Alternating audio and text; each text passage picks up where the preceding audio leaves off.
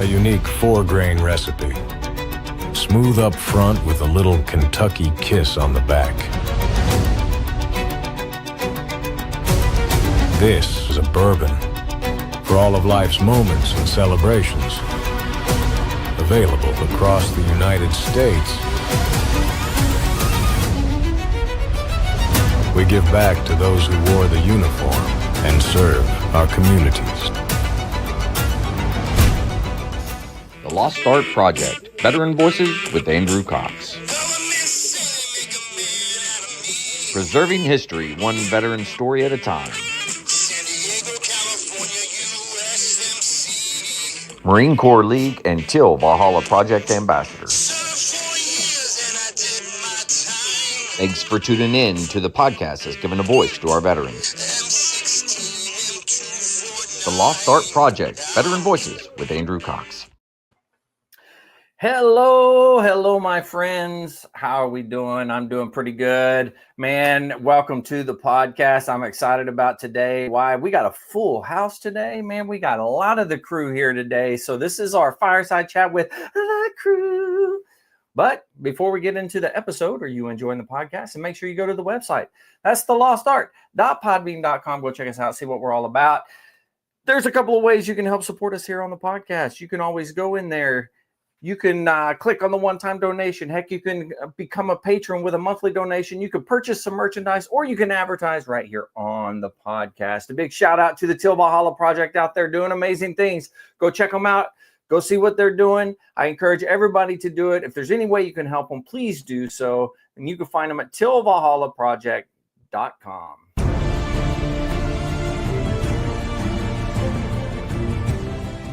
Are you a Marine veteran? Are you missing that bond you had on active duty? Then I have a place for you. Join the only congressionally chartered Marine Corps Veteran Service Organization, the Marine Corps League. Get that brother and sisterhood back in your life. Become one of the fewer, the prouder, a Marine Corps League member.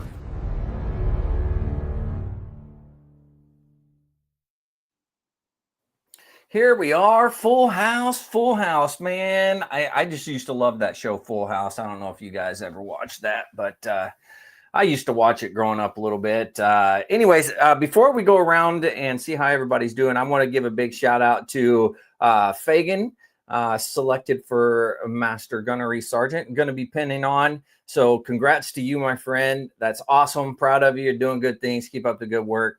And just make sure you're holding true to what's going on in the Corps and holding down the fort for us. So thanks for doing that. All right, we'll move on. Aaron, how you doing, man?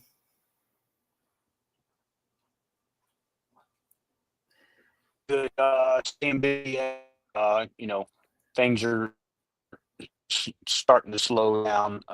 We had the government shut down, but even though we're back at it, the holidays are upon us, so you all know how it is. Government kind of slows down through the holidays, but other than that, I don't think our friend Vic is going to be smoking a cigar tonight. So I brought with me a cigar and stand by for the review. I'm a little boot at this, if you will, but it's it's my father's cigar.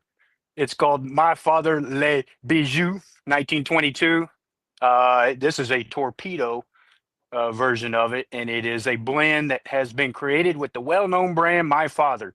Jose Pepin Garcia has made this in honor, appreciation, and memory of his father, who was born in 1922. It is presented in an elegant white box of 23 cigars. That's not how I got mine. I just bought a couple of them to try them out. Identified with a second label with the name of this unique blend. Its finishing touches are composed of a Habano OO. I don't know what that is. Oscuro wrapper. I'm sure Vic knows what that is. This is due to its intense color with the naturally variety. This is a full-bodied blend with an exquisite and exceptional aroma. I already smoked the other one, and I will agree with that. It is not creamy, but it is smooth. Other than that, we're going to give it a shot all for Vic tonight. Oh man. Now I wish I had a cigar to smoke for him too, but I sure don't. So I do have some Black and Mild somewhere around here. I could pull those out, but I think that would be Oh, an that is insult to him. shameful. That is shameful. Yeah. Well, how are things on the West Coast? How you doing there, Mark? I'm doing outstanding. We had I attended the MCRD's ball last night, and there was Yeah. 169 tables, 10 Holy 10 cow. person tables. 1,690 people were bought tickets. Okay, I'm sure there wasn't the full 1,690, but it was close. Holy The cow. pageant they put on was magnificent. This Yeah. cake they had, the big cake, it had a Ton Tavern on it. They had like smoke coming out of the chimney of Ton Tavern. What? It was freaking amazing. Wow. They had the Secretary of the Navy was the guest of honor. Oh, Okay. hey. So the Secretary of Navy, he's a big financial guy. He's done Yeah. all kinds of different financial things like that. Never served in the military, but he's appointed and approved by Trump. But get this, you will never believe it. Like I said, 1,690 people at the Yeah. Marriott Marquis Marina in San Diego, California. Each drink is at least, $12 to $15 just for a drink. For a beer or a drink is between $12 and $15. God. The last words of his speech, the Secretary of Navy says, "Open bar for the rest of the night on me." What? Unbelievable. And of course, I was driving, so I couldn't even enjoy a free drink from the Secretary of the Navy. Oh, But wow. I guarantee you he's 16 regretting that. He has got to yeah. be regretting it. So I kind of figured out just one round of 1,690 people at $15 a drink is like 25 grand. So Oh I my guarantee, God. I'd imagine his bar bill will be around 100 grand. But That's a tax write-off hey, somehow. Yeah, I was and going to say, do you think he's I'm not actually sure how paying much for that? I'm not sure how much he talked to the commanding general about it, but can you just imagine that commanding general goes, "Oh no, there goes my career." Yeah. He's like, you told a room full of Marines that it's an open bar It's the an rest of open the bar night. for the Oh next my 4 God. or 5 hours. Like, come on. Oh, that poor guy. But it was Yeah. it was a great ball. It was a extremely well run ball for 1,690 people. The That's Marriott amazing. Marquis Marina. You played there, Andrew. You Yeah. know. They do a phenomenal job. The food was good, and the like I said, the ball was great. While I was there, the Marines were well behaved as far as I've seen pictures of people posting on Facebook. These Marine Corps balls where everyone's taking their blouse off Oh and yeah. uh, Yeah. the hair regulations and everything like that. MCRD put on a great event. That's awesome. Man, and now did the band do a pre-ceremony? They did. So they had some of the band members were out in the general the general area where there's the reception, and then there was Yeah. also the senior leaders reception where the Secretary of the Navy attended. So they had a quintet in there. Oh, okay. So they were doing good. Yeah, it was just great. Like I said, just a phenomenal event. Very cool. Very cool. Jim said, "Oh, how dangerous!" Talking about the Secretary of the Oh, Navy. exactly.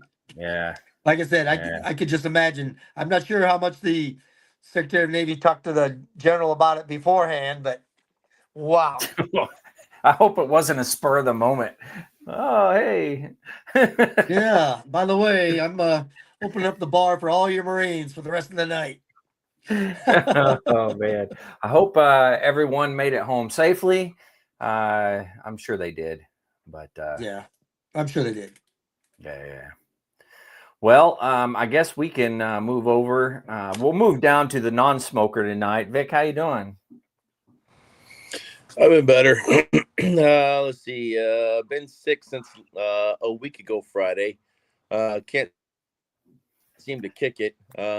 Just got some kind of crud, but I mean, I teach junior high kids, so I'm sure I got it from one of them. But was kind of productive in the shop. Started a few more displays for the cigar lounge that commissioned me. So getting their last few orders out off my workbench hopefully soon.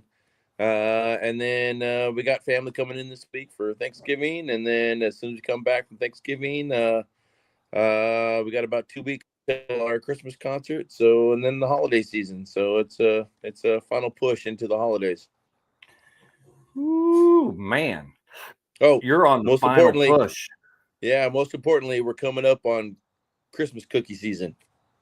Oh yeah, you always get the Christmas cookies. That's right. Yeah, Amy makes like 12 different types of Christmas cookies, and then we like spread them all over our half of the neighborhood and take them to work and friends and all that kind of stuff. But of course, I'm the official taste tester. So, And next Sunday is December 1st, right? Is it? it December is. 1st? It sure is. Woo. Yeah, so you got to get Holy those taste tests, those samples out December 1st. Vic. You got to get them out so you can make sure they're good. She'll probably be making them on Thanksgiving. No, Thanksgiving is decorating the tree. So all the family that comes in to visit, we all Okay. break out the Christmas decorations and we spend the rest of the night decorating the house. Jim says, rough job. I know, right? Cookie taster. Yeah. What I heard Vic said is he needs some additional taste testers this weekend. Yeah, that's what I heard too. Yeah, absolutely. Yeah. And some Weight Watcher meals and any of your memberships to Gold's Gym. If you're not using them, I'll take that too. Yeah, you're definitely gonna need it after the holidays. Yeah. What did you say in the past, Vic? What was it? It wasn't washboards abs. It was what? It was My Athenian physique. yeah. Well, that, but it was. You said something about like something. Oh, I still have something, washboard abs. They just got a load of laundry on them. Yeah, that's what you said. That's a good one. That is nice. I like that. All right, let's go over to Jess, man. How you doing? Oh, good. Yeah. So, Aaron has a cigar and I have my banana. So it was a quick start, nice. 39 cents banana. I have a feeling it's gonna be a little earthy as I uncork this thing. So, yeah, it's made somewhere not here. So let's get this thing going, right? I'll give you a report. That could have come from Aaron's neck of the woods down there. Probably. No? But No, they don't make bananas down there. a lot cheaper than his habit, but my potassium's low, so I have to eat more bananas. So does it have a This preoccupation with cylindrical objects? I'm telling you, I don't like it. So I don't have a does good it have write-up like a nick? Rick do, but it's a banana, so I have to eat more bananas. I thought it only cost me 39 cents, so it's got to be good. Does it have a Nicaraguan wrapper with a Brazilian filler? Or, I mean, is it? I mean, what? It's not a Chiquita. It's safe from ice. Because I didn't see it. You got to tell us. You got to tell us. Is it earthy? Is it creamy? Or is it? He said it's earthy and earthy. So I think it's got that earthy. It has a certain minion feel to it. Yellow. Oh yeah. It's probably one of those bananas they only grow in these little patches in the Amazon. There's like little patches they grow them in, and I hope it's a select patch.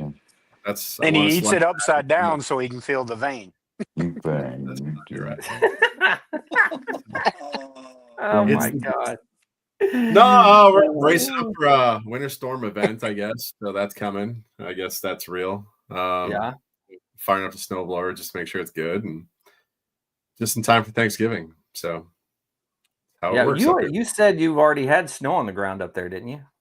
Yeah, the 8th, the night we had our birthday in the ball. So yeah, we got a inch and a half, 2 inches. We're not sure. Nobody cares. Solar plow takes care of it that first week anyway. Yeah. So yeah, that yeah. makes sense. Yeah, we're not sure what's going to be this winter, but no, it's starting. Well, while you can. Yeah. Ball's over for us in the state, so they get the champions crown last weekend, and now we used to have the Vikings, and now they lose to everybody. So sad face. Well, that does happen too. Some of the Bears are good, I guess, but no, I mean the winter starts. It's Christmas, time to get moving, concerts going, time to get strong. It's time for that snow shit to start happening again. Yeah. Yeah. Well, I'm sure you're going to enjoy it. I'm not a fan of being cold, but it sure is pretty when it's on the ground. Yeah. Speaking of pretty, I love to watch it on TV. yeah, on TV. Speaking of pretty, Mike, how you doing over there? I'm glad you finally recognized. It's nice that you finally recognized that. You're welcome. Right. But I'll say to that. I'm sorry it took me this long. Yeah. I don't know about pretty, but rugged is another word I would use. Rugged and bold. Yeah. You go along with Jess talking about the weather. Yeah, it's been 82 degrees here all week. Nice. It's ridiculous. The whole week? 2 weeks ago it was in the 20s, and now it's been 82, a low of 65. So nice. Can't complain about that. Can't complain about the weekend. Had a good weekend. Wife bought me it was for my birthday in October. Tickets to go see, Aaron, you're gonna like this. Pitt to play Georgia Tech last night. Ooh. Nice. You know the score of that one, Aaron, don't you? I didn't catch the first part. Who's playing Georgia Tech? Pitt. Oh, what's the story behind it? Well, I'm saying Pitt stomped Georgia Tech. It was like 45 to 28 or something like that. Yeah. Oh wow. Yeah. That was yesterday? Yeah, last night. Yeah, up in Atlanta. It was a good game. And you were there for it. Yeah, it was my birthday present. So Kelly and I got to go see Pitt go into downtown Atlanta and beat Georgia Tech. So nice. Was not expected. It was supposed to be a good game, but Georgia Tech had to win that game to move on. So now they kind of got knocked out of the place. But who all? It was a good time. Are they down to the finals? Like, what's going on? I don't even watch it. Well, I don't know. I don't follow as far as the standard, the brackets go and everything. I mean, they're ACC. Pitt. God damn, who was that? That's Taylor. She decided to bring her trumpet and play it for us. I was like, come on, Mark, mute it, Mark. No, it was a good game as far as watching that. It's ACC, it's not SEC. That's what everybody follows, but it was a good game. So one more week of regular season, and then you get into the the Army Navy Bowl, you get into the conference bowl games. So Mike, I gave up watching at halftime yesterday with Arkansas and Texas just slaughtered us in the second half. But the good thing is they finally got the starting quarterback out of there. Sorry, excuse for whatever. I'll leave it at that. Tell us what you really think. Jeez. Well, I had a good night. I don't overly follow college sports or anything like that, but it was a good night. So I had fun. I think Syracuse lost 70-7. Yes. I kept watching the scores. I saw them up there. Yeah. Who was that?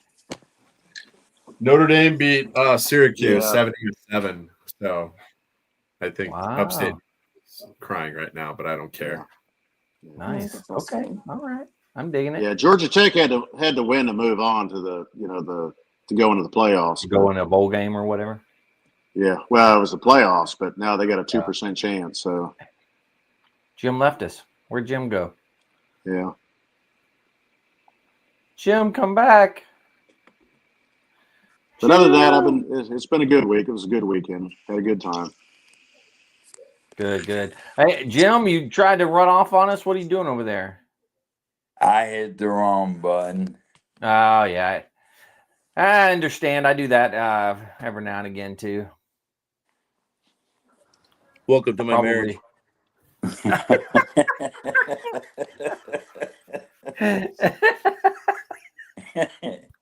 That was good. That was good. He's trying to be the starter of Major Fields. Yeah. Yeah, he's taking over. How you been doing, Jim? I'm doing, guys. Good, good, good. It's a good day. Yeah. Had a little Friendsgiving here at a friend's house with some other veterans. Nice. Very cool. That's the way to do it. You got big plans for the Thanksgiving day, the big turkey day coming up? Probably not. Just gonna be at home by myself, I think. Okay. Well, you need to go somewhere. Well, I'm sure I'll get some invites around. Yeah. Well, I'll invite you to my mom's. You have to go to Oklahoma though. That's a pretty long trip. It is a long drive, but I'm just saying you're more than welcome if you want to come. I'm sure she won't mind. It's just one more person, so it'd be good. Yeah. Well, there's a little person who motivated me to get on tonight. Who? Oh, okay. All right. I'm digging it. Who would that be? Is there somebody on here? Yeah, it might be that Mike guy. Yeah. You know what? We like to keep him around. He's good for something, you know? Yeah, he is. Yeah.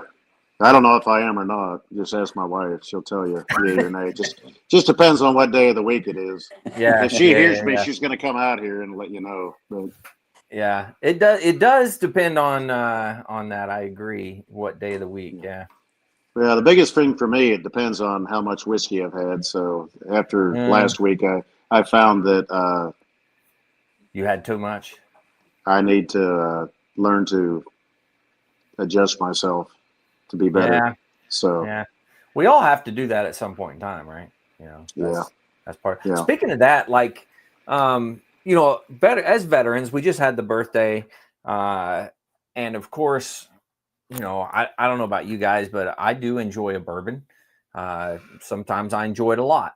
But you know, if you guys, you know, where do you see the downfall, or if there's a downfall in the veteran community when it comes to alcohol, when it comes to drugs, when it comes to those types of things? What are you guys seeing? Anybody? I think I'll go ahead and start it. I think it's when we use it.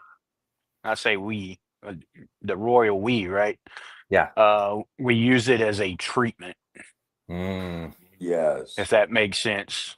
Absolutely.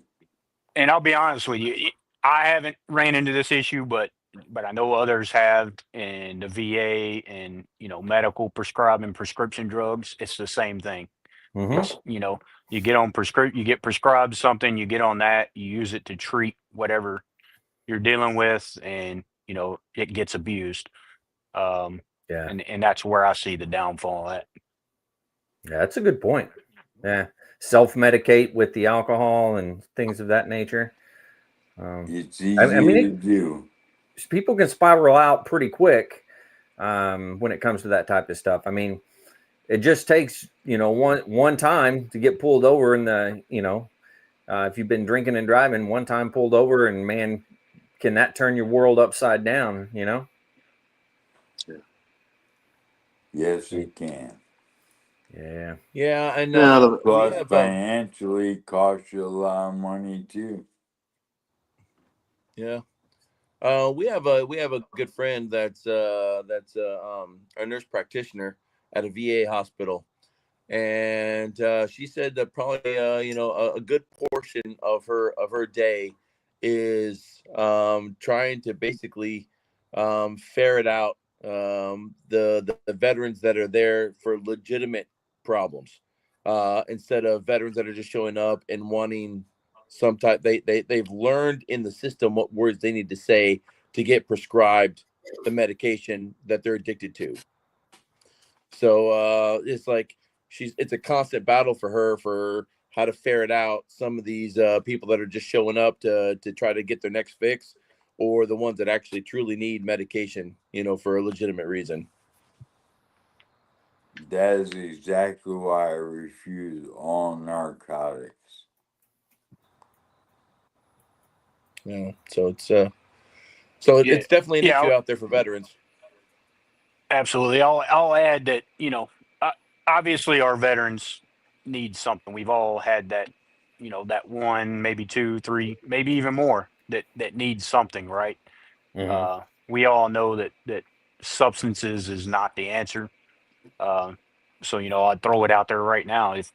If you're a listener and you're a veteran, you're using subscript or subscriptions, listen at me, Oh, prescriptions or alcohol or anything to kind of treat what you're going through, just reach out. Again, I know guys that's, infantry guys, right? And Mark can attest to this.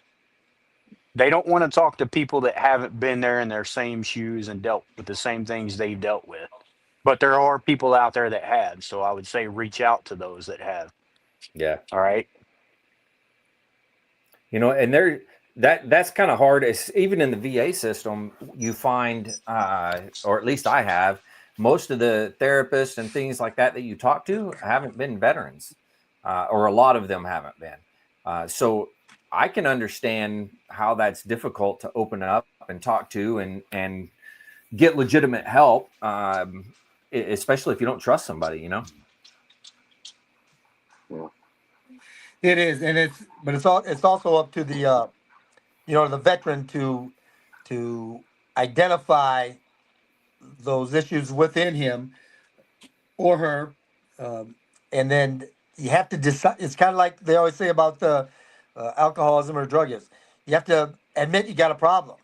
So the veteran has to identify that he has PTSD. He or she has PTSD issues, and has to take proactive steps to figure out the triggers, figure out what's going to overcome those triggers, how to deal with it, and then once again the triggers happen. So someone will have their PTSD under control, and then those triggers start adding up, and they Yeah. don't address them properly, and then pretty soon you get frustrated. And as General Patton said, frustration kills self-discipline, and Mm, causes negative attitudes and kills self-discipline. You get frustrated, you get overwhelmed, and then, and like you said, they go out and they use the either the alcohol or the drugs to try to cope, and end up in bad situations, yeah. whether it be legal situations with arrests,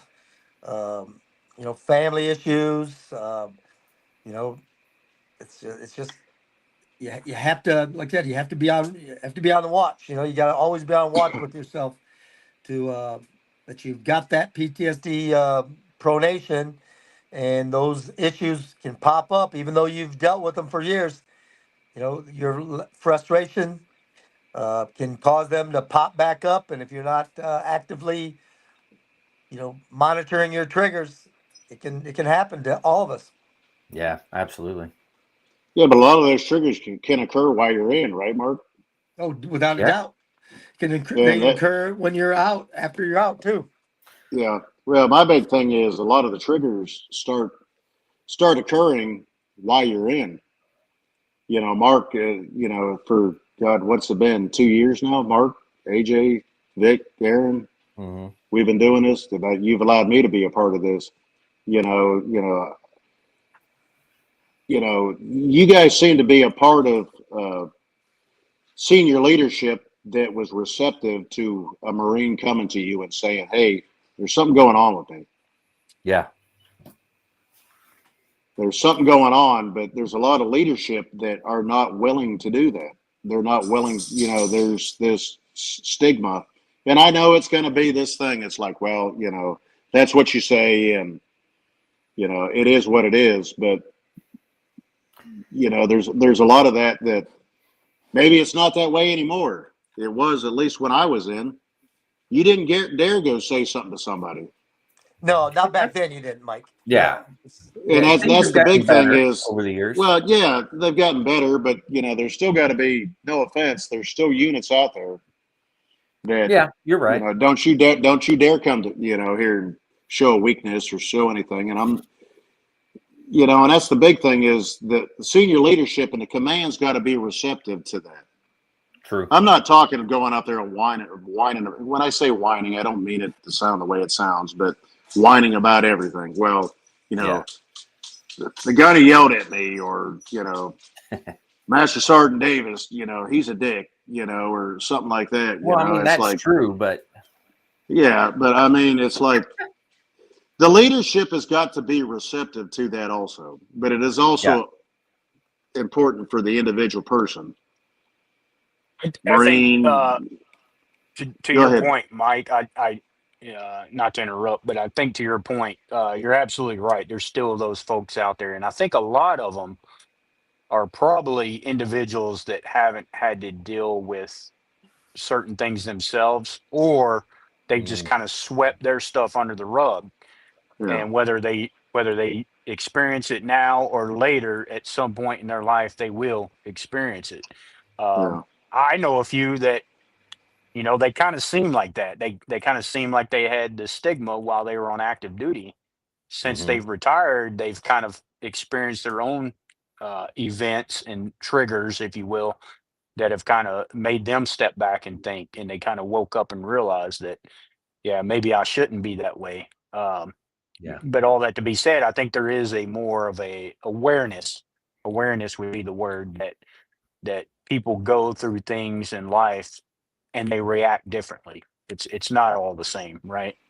Well, it's not even, issues, with alcoholism or PTSD or that. It's, you've got people getting out or people serving that have certain issues going on with them, but the commands don't want to hear it. It's, we don't talk about this here. Okay.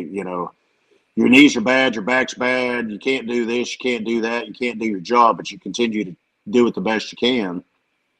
And I've actually, one of my coworkers, he was talking about it. It's not an alcohol thing, it's not a substance abuse thing, it's not a PTSD thing, it's none of that, but talking about, he was in the Army, that he 20 years out, he got out, never once applied for VA benefits, never. Really?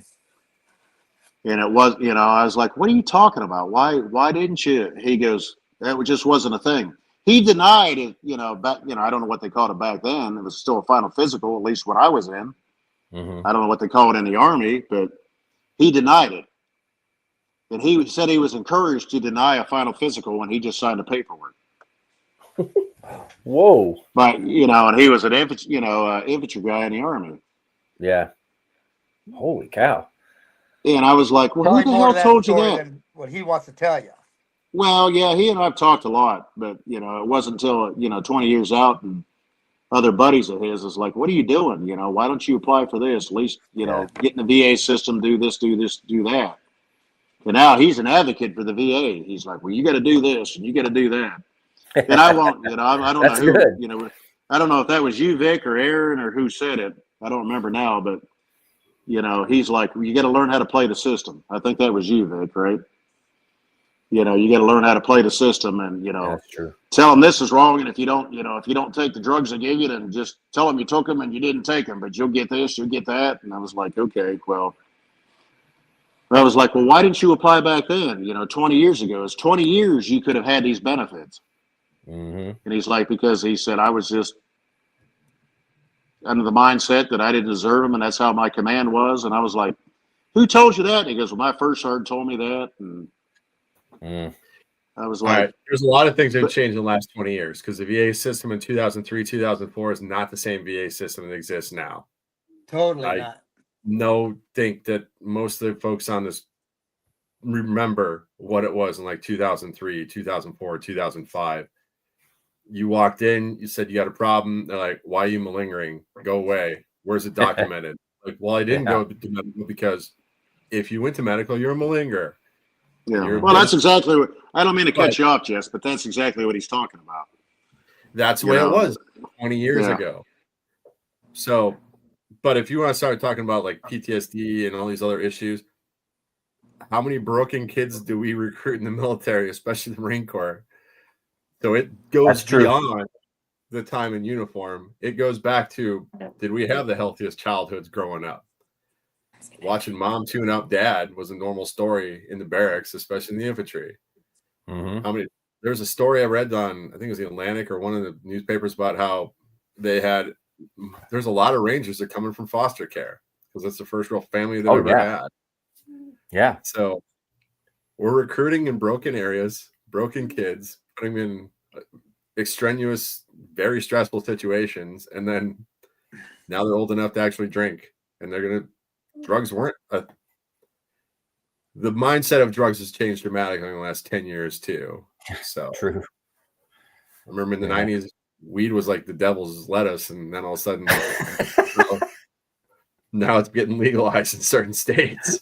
So, right. The devil's lettuce. I forgot about that. If you don't like it, wait a couple years and the mindset might shift. But there is. Well, I think, to your point, Jess, it's what do most people join the military for, right? It's not necessarily, it is the challenge, but it's mostly because they're looking for something they're missing at home, right? Yeah, it's a sense of belonging, be a part of something, a family unit. Yep. That's a good point. Yeah. So and Jess, you're 100% spot on. I learned being the senior enlisted at the schoolhouse, getting to see all the young Marines coming through. There were so many that had issues before they even came in that I think back in the day, they probably wouldn't even have looked at. They'd have been like, you're just malingering, you're just doing this, you're just doing that. But we were able to recognize a lot of that and send them to get help.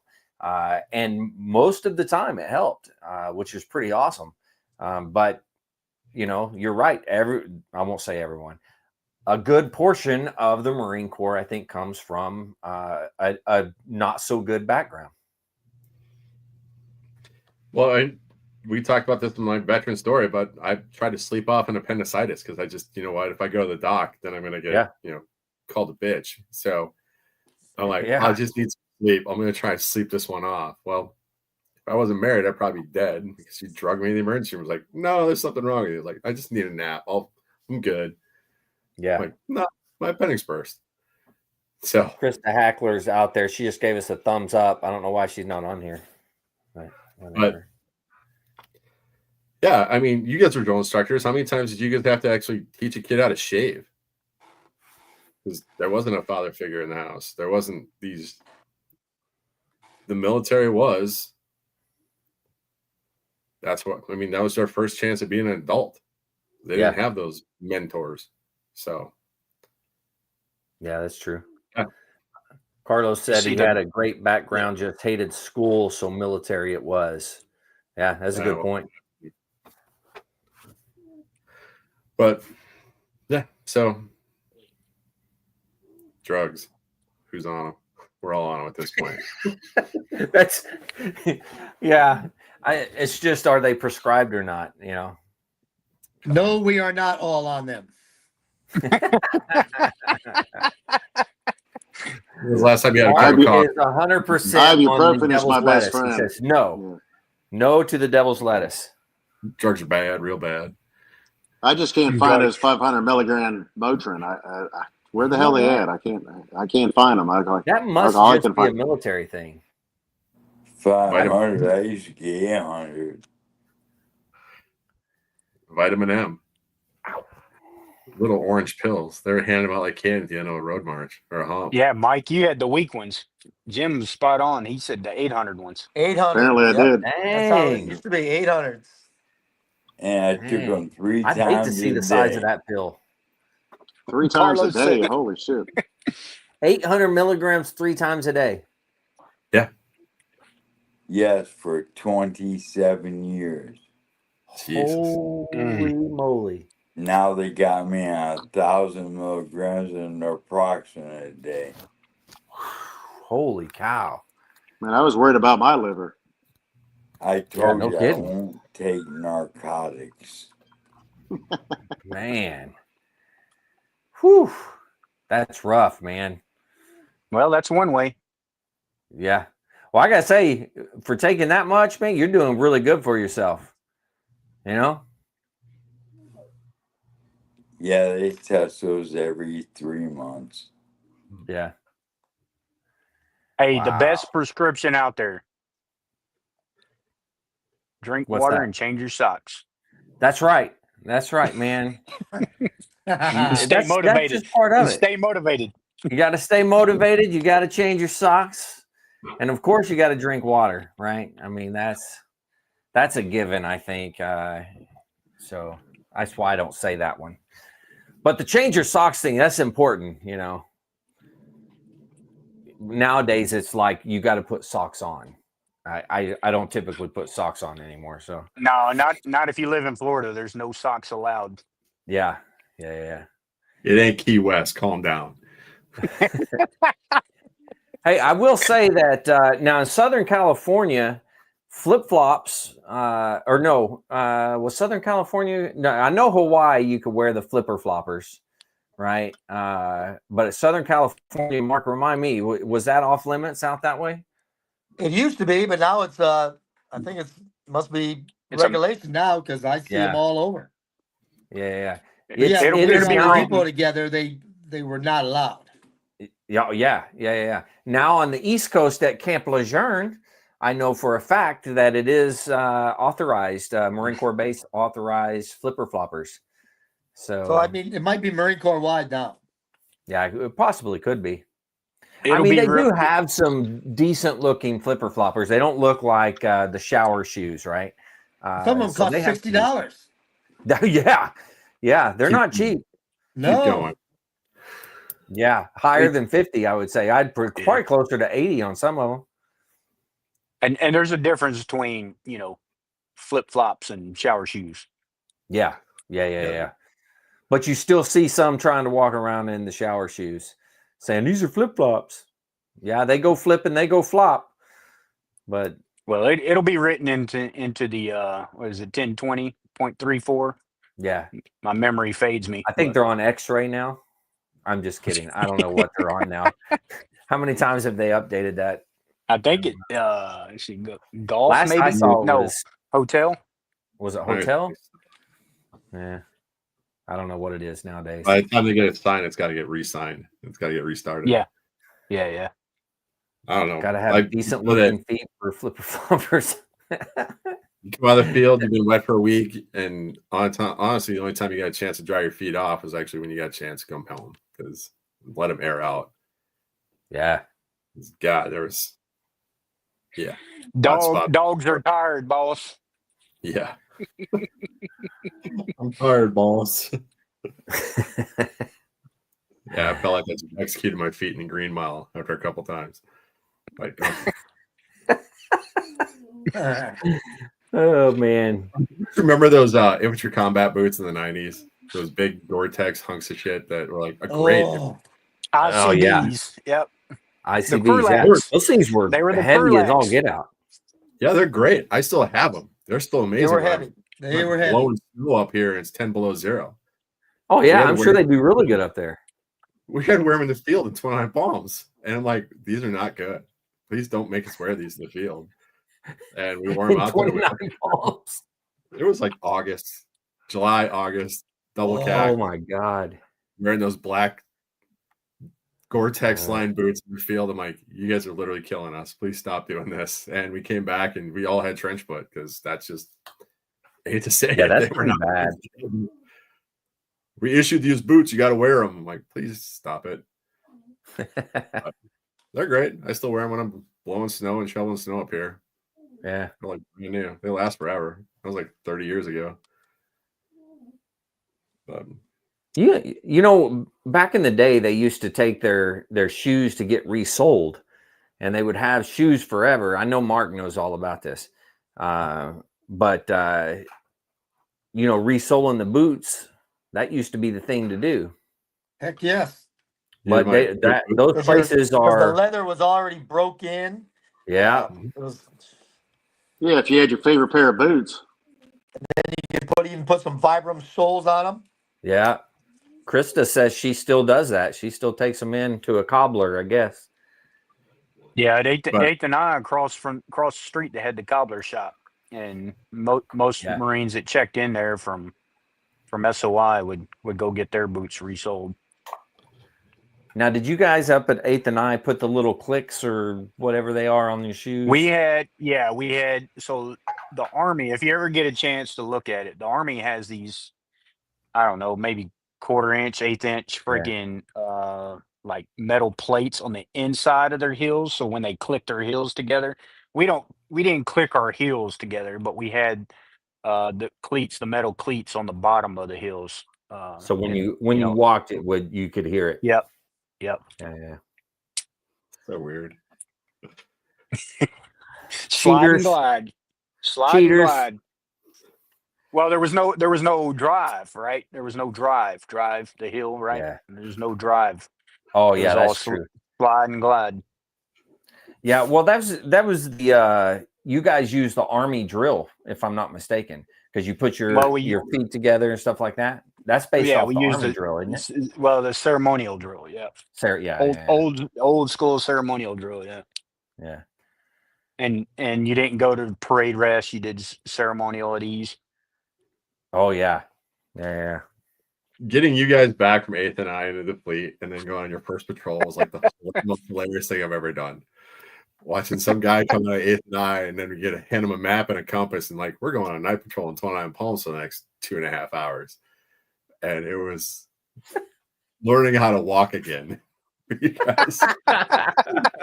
It's like which is crazy because when I was at 8th and I from 99 to 03, we did tons of freaking land nav. Now it was at Quantico or AP Hill, but yeah, there wasn't mountains. But and watching you guys go over into a wash at 2 a.m, I was like, yeah, he's in the void now. He might never come back. But just what are you doing, bro? It's like speaking of 8th and I, what are some of the tricks, right? Because I know that they, in their dress blues, they sew in elastic or something here so they can move and do things easier. Is that right? So when I was there, it was only body bearers and silent drill team for obvious reasons, right?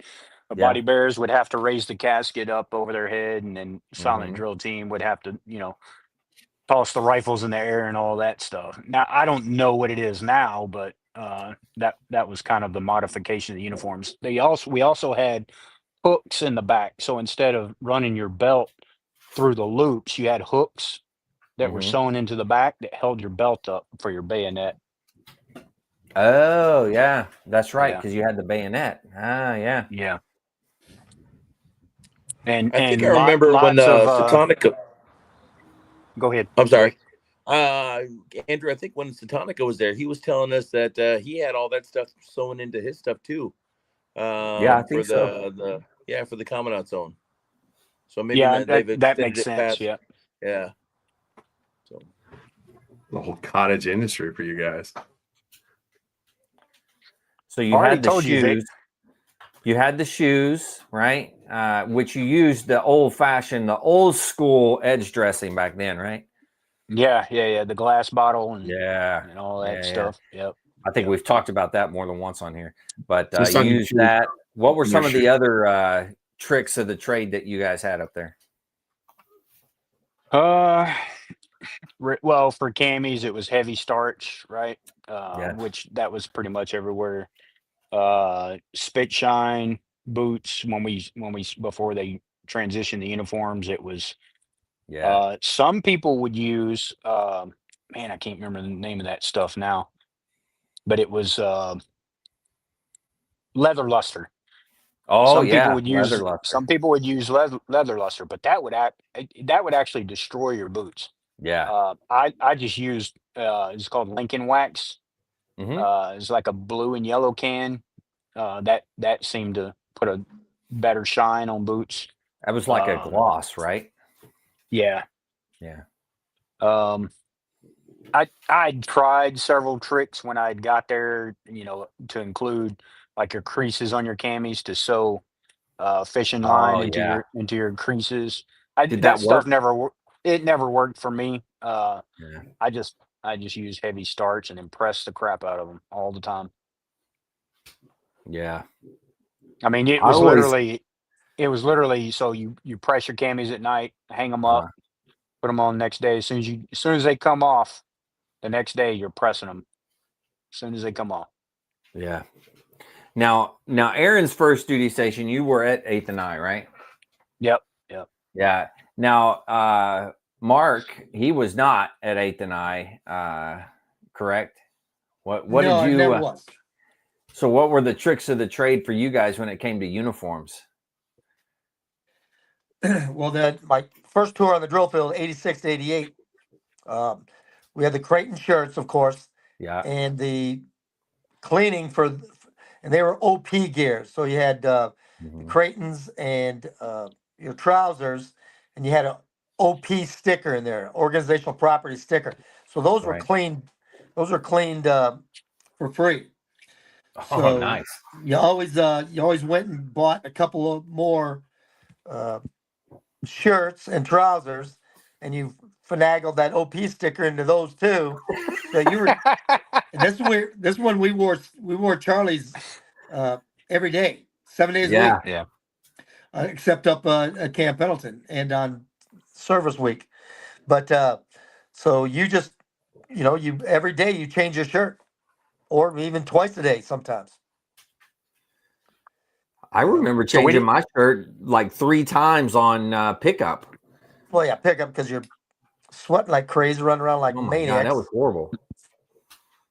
So our blues, we got those done for free. Our Mhm. regular uniforms that we had to pay out of pocket for that, but what we all laundered our own stuff, but we would use Dreft, like I think a lot of people use it Soap? for baby laundry. Dreft, Okay. it would make your material really soft. It was a lot easier to keep pressed and wrinkle free and all that stuff. But yeah, the Creighton shirts, all that. Now the Navy, so we'd go over the Navy Yard or even Henderson Hall had it. The Navy had some of the better uniforms, like with the white trousers and the khaki shirts. They Yeah. had some of the better brands, if you will. So we would use their stuff. We'd buy that stuff and put it in there. We As soon as we got to 8th and I was like, the paper shirts are gone, right? The stuff you got issued in boot camp. Oh It was yeah, Mhm. like those are gone. you, That's the same you thing. got You bought hazed. Creighton's. You Yeah, you bought the got Creighton hazed if you wore shirts. that shit. Yeah. You mean you got trained if you wore that? Yeah, remedial uniform prep. Yep. Yeah. Yeah. You guys ever use Stay Flow? Yep. Stay flow. Yeah. Oh yeah. We got We would hang up. We would like our camis. We would soak them. I'm talking about soak them in Stay flow and hang them up in the shower, and then we would sometimes put a heater in there or a fan or something and let them dry out a little bit Dry. faster. But Yep. yeah. So we use Stay Flow. We can get the Mama Sans in Okinawa. You always get like 2 pairs done Oh, in yeah. Okinawa, and especially up in Schwab. Bring them back to the States, and that was like your board camis. And then at a certain point, they'd rotate into normal rotation. And then we would go on patrols or we'd do stuff in 29 Palms at night a lot. And we'd always could tell who had their board camis on because those things glowed at night. IR Oh yeah. It was like an alien walking through the desert. I was like, my God, if this guy just does not have an idea what's going on. It was just at night, those Stay Flow just trapped heat and reflected light, the IR light, like it was nothing else. Now we had our quote unquote field camis, but one of my buddies decided to show up in the field with a hole in his crotch, and that didn't go over very well. And I had a gunny one time that said, if unless you want to stay in the field, you'll make those camis serviceable. So I took all 4 Nice. sets of boot camp camis out in my first 400 run, and I came back with 0 sets of serviceable camis because they got shredded in that comps. That's Tina wire. So I had to walk happy ass from the barracks down to cash sales to buy new camis because I had 0 crotches left in all of them from jumping trenches. And so, yeah, I got brand new stuff. Yeah. Now the older camis, so Fort Myer, the Army base, had the better camis. So we would go over to the Army base and buy our camis. The Woodland and the Popland, right? Woodlands. Yeah, the old Woodlands, yeah. Yep. And then you had big Elvis collars. Oh yeah, those were sexy collars right there. Those collars were huge, man. That was the 70s collars right there. Those Woodlands would fade super fun too, because there was a set in the platoon we had, and it's got passed down, and they're like white and purple by the time someone finally said something about them. They were just faded out. The black turned purple. It was like the light green turned white, and then they had like right. And then Blue. They get a blue look to them too. Yeah. They just flap in the wind.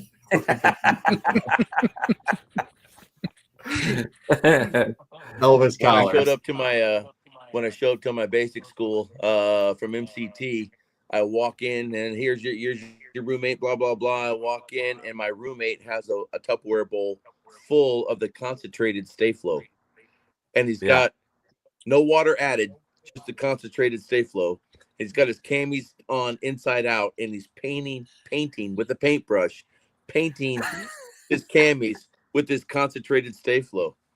And I'm like, what are you doing? He goes, dude, it's so much more intense than boot camp and MCT. This is what you got to do, man, to have sharp camis.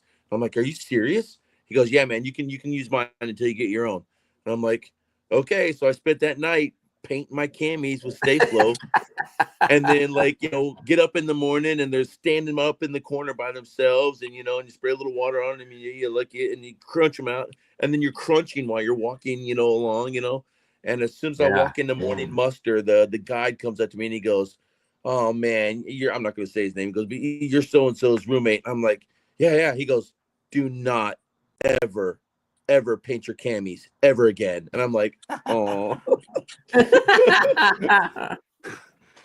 Very nice. Goes, that dude is a loon, man. Don't do it. Just don't ever do it again. You jogged my memory. There was no jogged my memory, Vic. Yeah. Go ahead, Jess. It's before the internet, so everything in the barracks was like a real thing. Oh yeah, it was gospel. It wasn't like a Reddit forum to take care of it. It was just Lance Corporals being idiots, barracks lawyers. Yeah, so the covers, right? So we wouldn't get the stitched covers, no stitched cover because it didn't work on the cover block. So you'd get the metal cover block with the metal ring, and then we would go to Home Depot or Lowe's, whatever the Ace Hardware, whatever, and they've got those big metal and it used to be metal and orange clips, right, or clamps, real strong. Yeah. So you just soak it in Stay Flow, put it on that metal block, and then you would pull it as tight as you could, and then clamp it down. And that was our, once it dried out, you could throw that thing and knock somebody out with it. The problem was if we went down to the Navy Yard to practice our firing parties, and it rained on us, Stay Flow would just wash down your body. So now you're all sticky and shit. You get that nice rash. That's horrible. That's horrible. Yep. Wow. Krista says she just found a photo of them wearing the old tricolors in the Gulf when she was with the Marine Forces Reserve Band, the El Toro Marine Forces Reserve Band. Nice. Did the Marines have the chocolate chips? Yes. Okay. I just got a photo of those the other day. My first deployment in Qatar. They us running around chocolate chips, and they were tap gear, and you had to turn those things back in at the end of the deployment. So when I got them, they were in a bucket down a tap, and they handed them out to us, and I'm putting the eagle of an anchor on the left pocket like we're all supposed to. And I hit something in the pocket, and I didn't check the pockets, obviously. And there's a pair of TWA wings in from Gulf One. So, are you serious? Dang. Kept reusing them. That's wild. That was the 90s. Gotta love it. Somali used them. Yeah.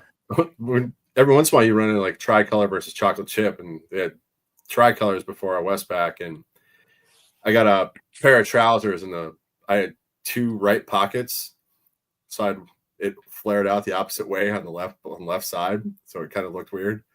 I'm like, whatever. Kid on one of the battalion landing team, he had chocolate chips, so he's walking around Kuwait like with all of us in tricolors using chocolate chip, and they thought he was a Kuwaiti national. So kept like stopping him every checkpoint. Like, I'm with you guys. What are you talking about? I'm one of you. Yeah, they ran out. But, oh man, I love it. Well, shoot. Does anybody want to talk about anything else? We're hitting about that hour mark now. But one thing I was going to shout out the Army, Secretary of the Army, for having all of his guys get checked on over the holidays. I thought that was pretty interesting, because I mean, mandating from the Secretary of the Army saying check on your folks over the holidays shouldn't have to be said, but actually saying it, good on him. Yeah, absolutely. Yeah, check on your buddies. It's important. Yep. Well, what do you say we go around and we do some words of wisdom?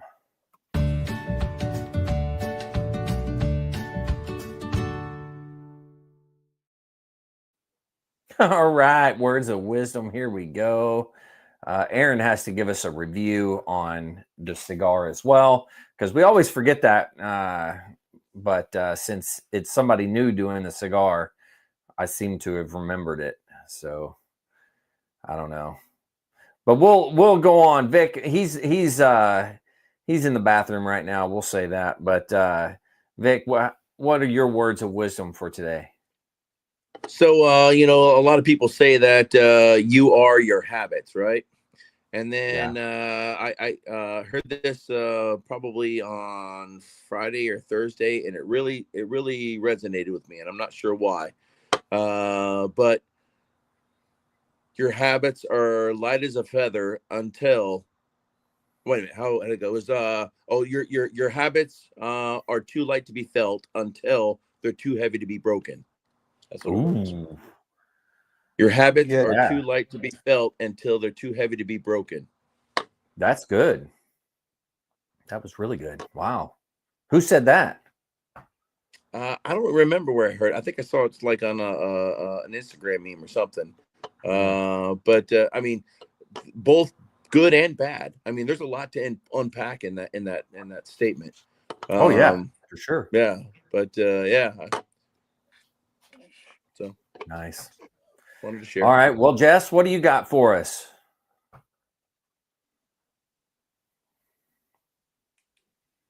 Seems you're on mute. There you go. I have a mute button that's broken. You're never too old to set another goal or to dream a new dream. So. Nice. I like it. I'll take it. All right. Mike, what do you got for us? You're on mute, Mike. I got Jess's issue. Sometimes if you have the same issue over and over and over again, stop and think maybe you're the common denominator.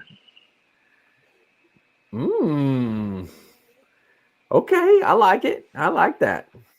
Very true. Very true. Yeah. All right, Aaron. Not to mention, Aaron, you got to give us the cigar review. So cigar review. I don't know how to explain this. Vic might be able to, but it burned pretty well. It is smooth, so I like it. It's not all brash. I don't think the cigar itself is creamy, but it made my mouth creamy. That one's for Mark. But other than that, all in all, from a non-cigar smoker, I enjoyed it.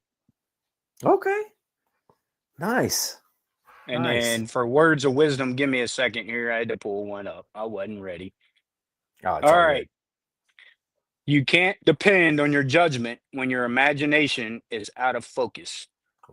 And that was by good. Mark Twain. Yeah. Mark Twain. Smart dude. Smart dude. I like it. That was a good one. And of course, I've got to make a special intro for Mark's words of wisdom. I've got to. I don't know. I'll come up with something, Mark. I'm gonna do you right. So we're gonna do it. It'll be like Mark's words of wisdom or something like that. All righty. So I'm gonna kind of build off of what Mike was saying about if you're the common denominator or something. Mm-hmm. We have the leadership principle of know yourself and seek self-improvement. Mm-hmm. So sometimes you got to remember that the only thing standing between you and your dream is your appearance, lack of talent, and general personality. Wow. I mean, you're not wrong. So what you're saying is, Mark, is you can be you're just a fuck up. That's what you're saying. No, I mean, like you said, Mike. It's a shoe I You fit. might be the understand. common denominator. I was making a joke. I was Yeah, making a joke. Sorry, you might be the it common. didn't go like I over said. well.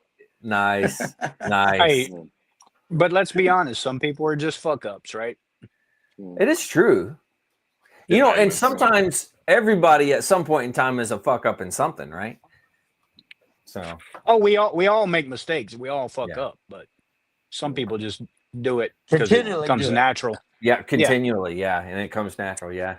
I agree Well, that's with the all that. biggest thing is understanding when you have the same thing over and over and over, whether relationships or friendships or work environments.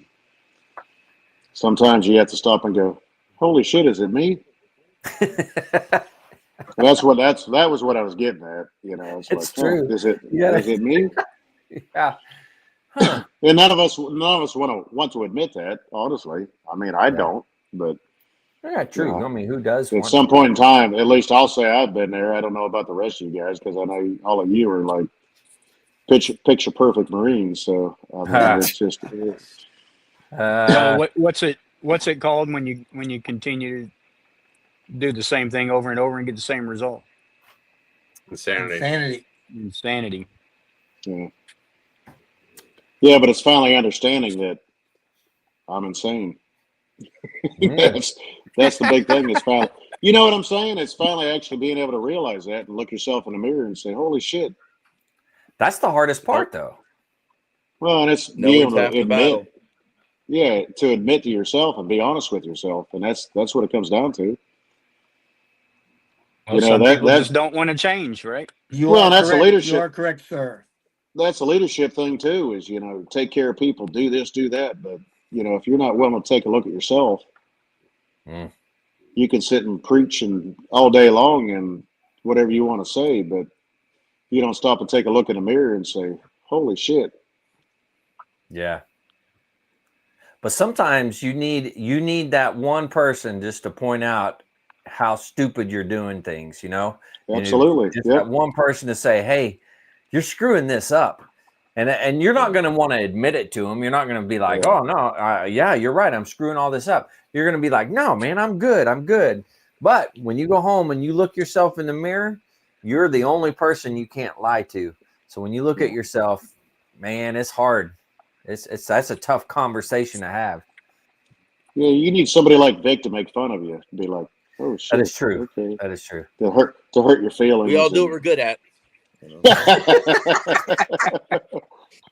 At least you recognize it. That's good.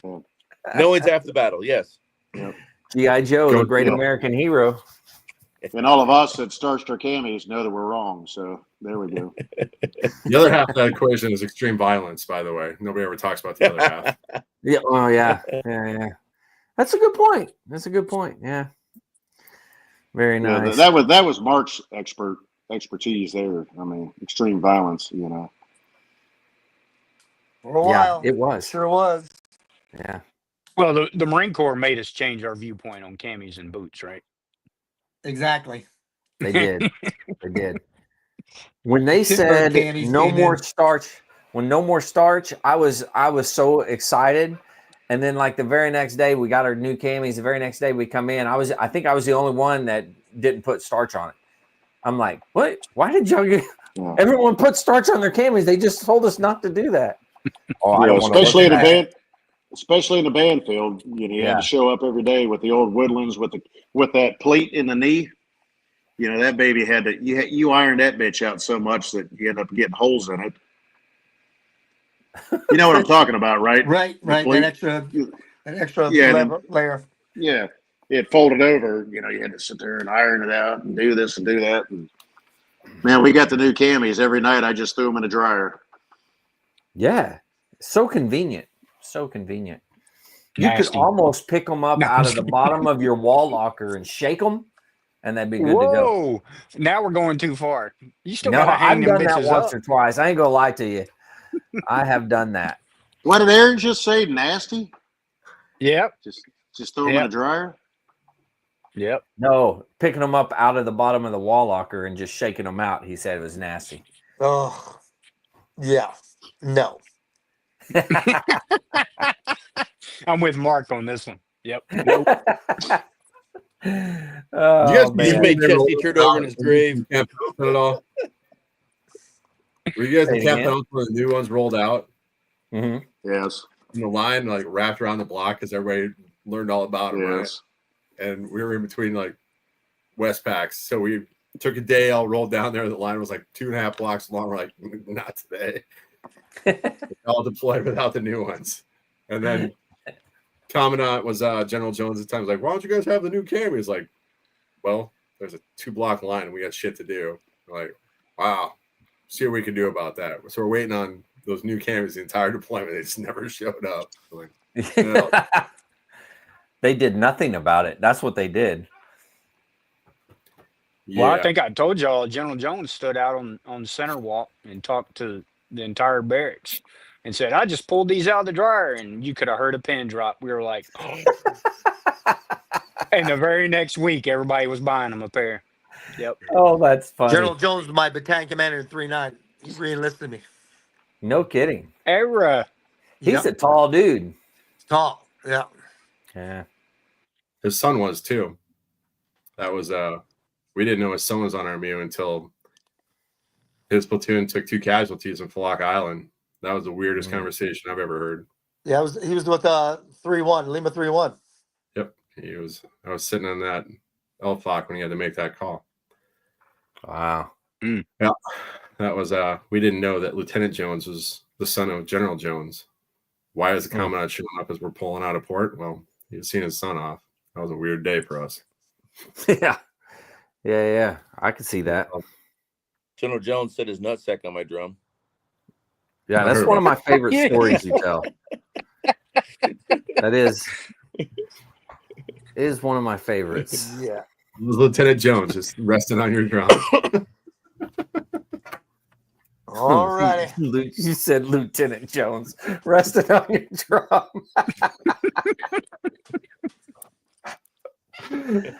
There it was. Oh my gosh. All right. With that, I think we're going to wrap it up. Mark's got a steak to get to. And, we've been on here for a little while. So, but hey, guys, thanks again. Truly appreciate you. Love you guys. To all the listeners out there, if you're struggling and need help, anything like that, don't forget the VA does have some great resources. You can always dial 988, press option 1. You can always text 838-255 or go to veteranscrisisline.net and click on the chat icon. Any of those options will put you in contact with somebody that can help you out. But remember, one veteran life loss is one too many. I care about you. The crew cares about you. The whole veteran community cares about you. So please reach out for help. And if you're out there, you're not struggling, reach out to the buddies you serve with. Ask them how they're doing. If they need that helping hand, please give it to them. All right, fellas, one last time, thanks. I love you all. To everybody out there, stay motivated. Change your socks.